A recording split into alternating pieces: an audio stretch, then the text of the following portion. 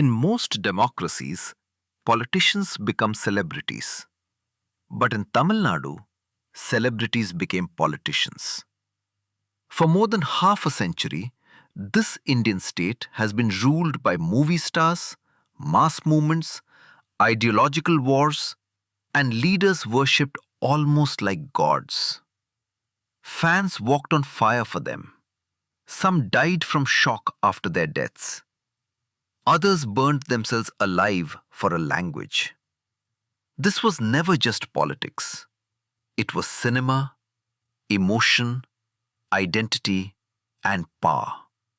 This is the story of Tamil Nadu politics, one of the most unique political systems in the world.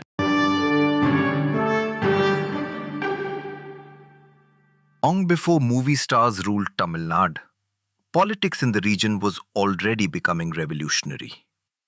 In the early 1900s, a deep resentment had begun to grow. A tiny minority of Brahmins occupied most government jobs, educational positions, and political influence. To many non-Brahmin communities, the system felt completely closed. And in 1916, that frustration finally became political. A group of non-Brahmin elites formed the Justice Party.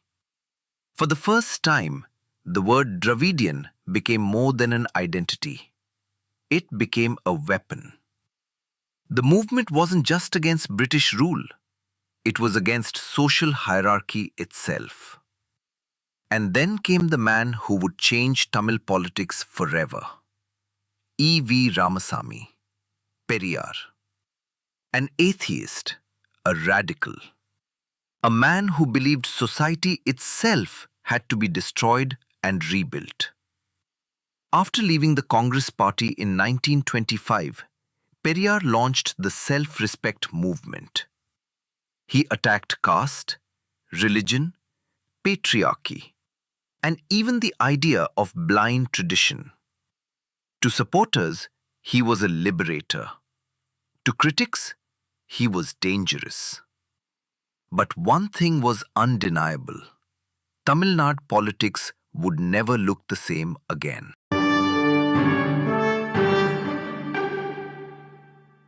By the late 1930s, the battle for Tamil Nadu had changed. It was no longer just about caste. Now, it was about language. In 1938, the Congress government attempted to make Hindi compulsory in schools. To many across Tamil Nadu, this was not education. It was domination. Periyar called it cultural invasion. And the streets exploded. Students marched through cities. Black flags filled the roads. Protesters were arrested. Some died in police crackdowns. But the anger only grew stronger. For the first time, Tamil became more than a language. It became a political identity, a symbol of resistance, a declaration that Tamil Nadu would never bow to northern domination. And out of this fire, a new political force began to rise, the DMK. Led by a brilliant speaker and writer, C.N. Annadurai, known simply as Anna. Unlike Periyar, Anna believed speeches alone were not enough. To change society, you had to capture power itself. And he understood something revolutionary. If politics wanted the masses, it had to enter cinema.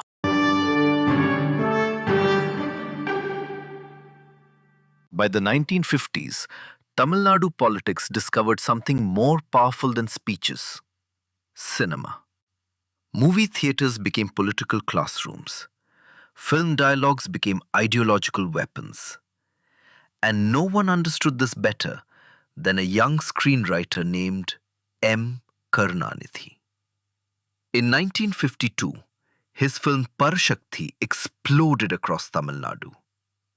The movie attacked religious hypocrisy, social inequality, and northern domination with razor-sharp dialogue. For millions watching inside packed theaters, this was not entertainment. It was political awakening. And then came the man who would transform politics forever. M.G. Ramachandran, MGR. On screen, he was not just a hero.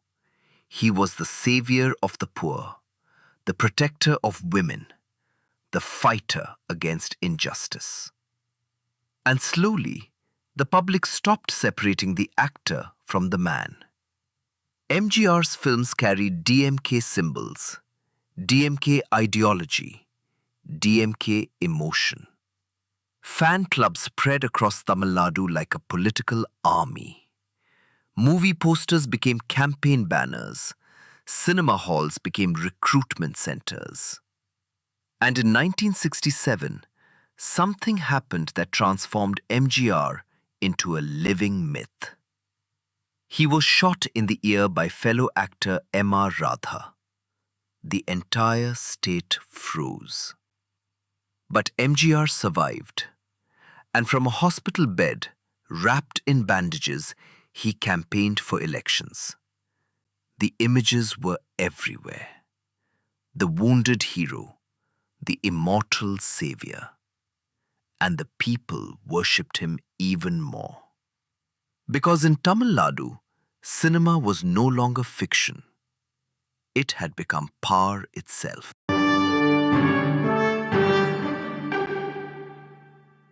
In 1969, Tamil Nadu lost its most beloved leader. C.N. Annadurai was dead. More than 15 million people flooded the streets for his funeral. It was one of the largest gatherings in human history. To millions, Anna was not just a politician. He was family.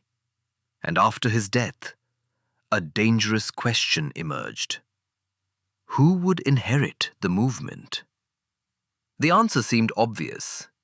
M. Karunanidhi, the brilliant writer, the master strategist, the man who understood power better than anyone else. But standing beside him was a far bigger phenomenon.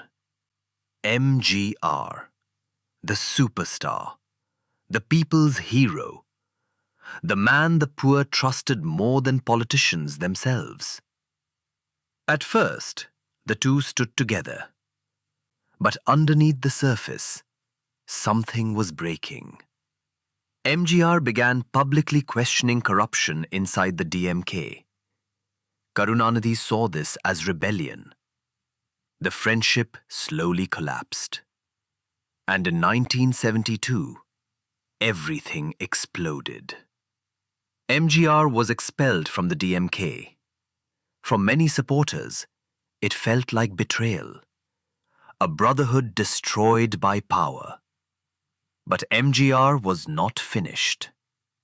Within months, he launched a new party, the AIADMK, named after his beloved mentor, Anna. And suddenly, Tamil Nadu was split in two. Not by ideology, but by emotion. Karunanidhi had the party machine, but MGR had something far more powerful. Mythology. To supporters, he was not just a leader, he was hope itself. And in 1977, the movie star became chief minister. The impossible had become reality. Cinema had officially conquered politics.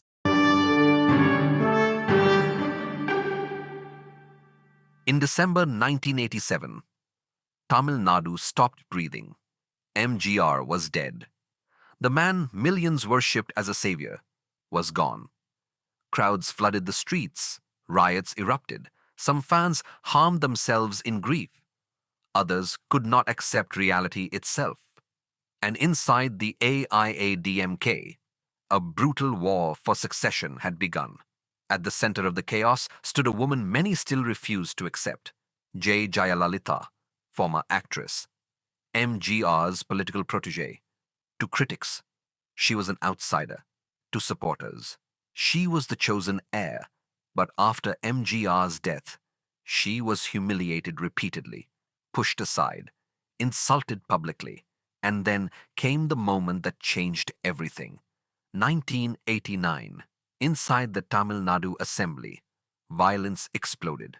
In the chaos, Jayalalitha's sari was allegedly pulled and torn. She walked out in rage and humiliation, and before cameras, she made a vow she would never return to the assembly, unless it was as chief minister. The moment felt almost mythological, like Draupadi from the Mahabharata, a woman humiliated publicly, returning for vengeance. And across Tamil Nadu, millions rallied behind her. Then, in 1991, another tragedy shook India. Former Prime Minister Rajiv Gandhi was assassinated during an election campaign in Tamil Nadu. The nation entered shock, and riding a massive sympathy wave, Jayalalithaa swept to power. The actress had become empress, and from that moment on, Tamil Nadu no longer calls her Jayalalithaa. They called her Amma, mother.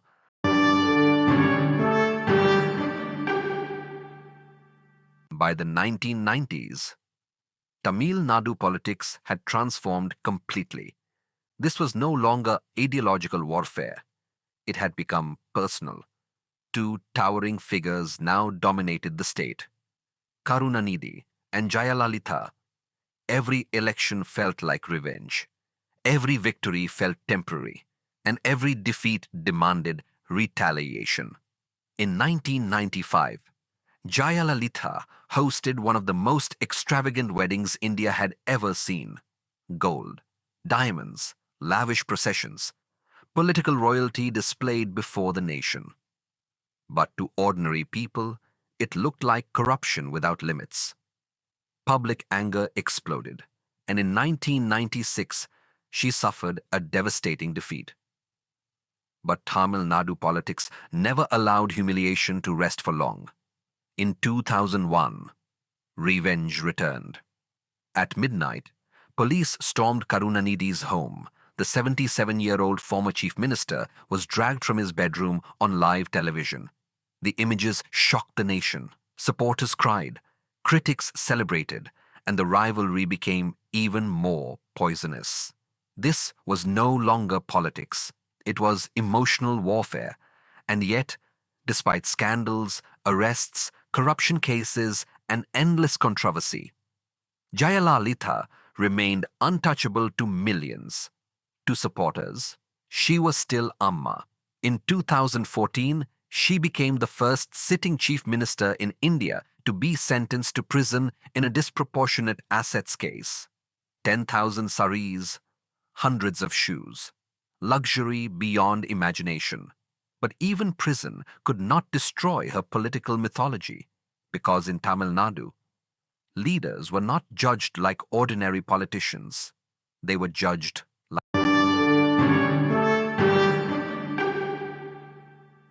In December 2016, Tamil Nadu lost Amma. For 75 days, the state waited outside a hospital. Rumors spread endlessly. Television channels ran non-stop speculation. And then the announcement came. Jayalalithaa was dead. Shock swept across Tamil Nadu. Supporters cried in the streets. Some collapsed in grief. Others refused to believe the news at all. The woman who had dominated the state for decades was gone. And less than 2 years later, another titan fell.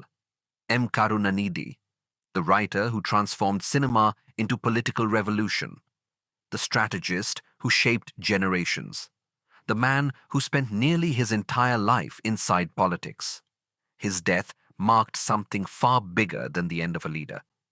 It marked the end of an era.